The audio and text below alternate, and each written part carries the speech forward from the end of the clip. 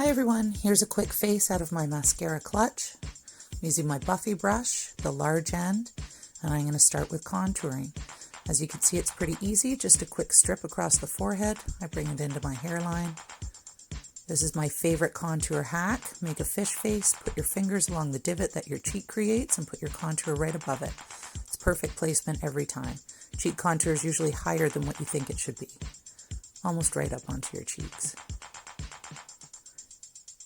Then I'm going to go along my jawline. I've got some small jowling starting there, and I find that this helps me blend it in a little bit better. Then I'm going to use the tip of my Buffy brush, the sharper end. I'm going to contour my nose. You can see with that first swipe, it immediately brings shadow, narrows down that side. When I match it on the other side, I've created the illusion of a bit of a thinner nose and sort of corrected that little bump on the bridge I have. Under the tip of my nose and under my lip, because I like the lip flip. I'm then going to flip my Buffy brush to the smaller end and use that for my main highlighting. Remembering that you're thinking of the diamond in the center of your face as the area where you want to bring light. Little pie shape just under my eye, down the side of my nose, and feather it out. I like to put highlight on my lids, that's totally up to you. Keep forgetting this one lid through the whole video. Along my jawline, sometimes I'll use a lighter highlight if I want a more chiseled look along my jawline. Today I'm just using my mane. Make sure not to cover the contour that you've so carefully placed there. When we get in with our perfector sponge, which is right now, we're going to blend it out.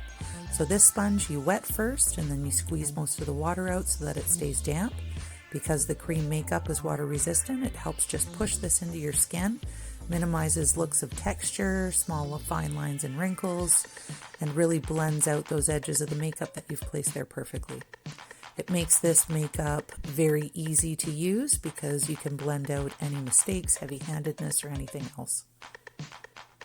This is an extra step. I'm going to use the small end of my Buffy brush and I'm going to go into a lighter highlight color, what we call a brightening highlight.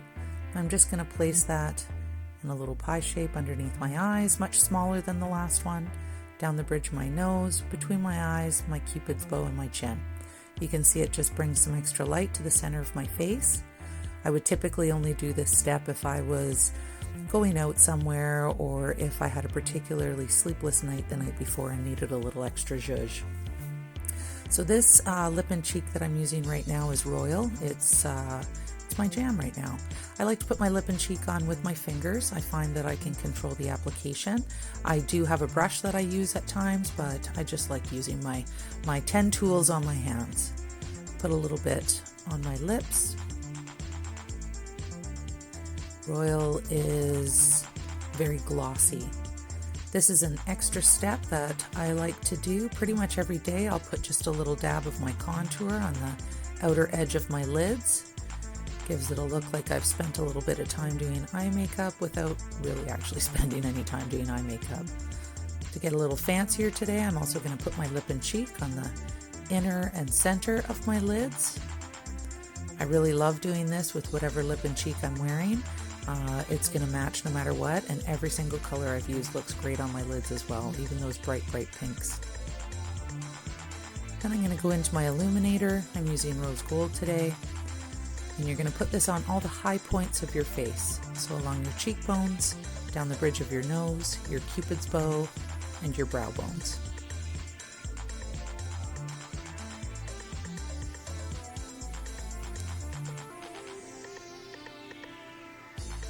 So this is a new thing that I'm trying. I've taken my white peach tin, which was empty, and I've melted down some clear glycerin soap base. I'm going to take some water, spray a little spoolie. I'm going to get a little bit of that soap base on my spoolie. I'm then going to use this to comb out and set my brows. This is what you call a soap brow. I find that the texture of it is very soft.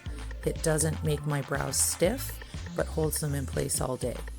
It also goes very well with the cream makeup. I'm using my multitasker brush, the small end. It's my favorite to use to fill my brows in. And then I'm just going to fill in and darken my brows a little. I do have eyebrows, but they're pretty much white.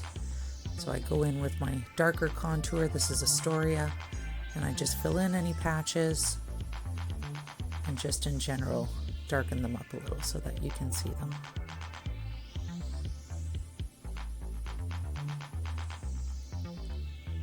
And then go back with my spoolie. I haven't re-dipped it in the soap. There's still more than enough product on there. It's just a very light covering. And again, this is brand new to me. I've only been using it for about a week, but I really, really like the hold that it gives. Nice and soft.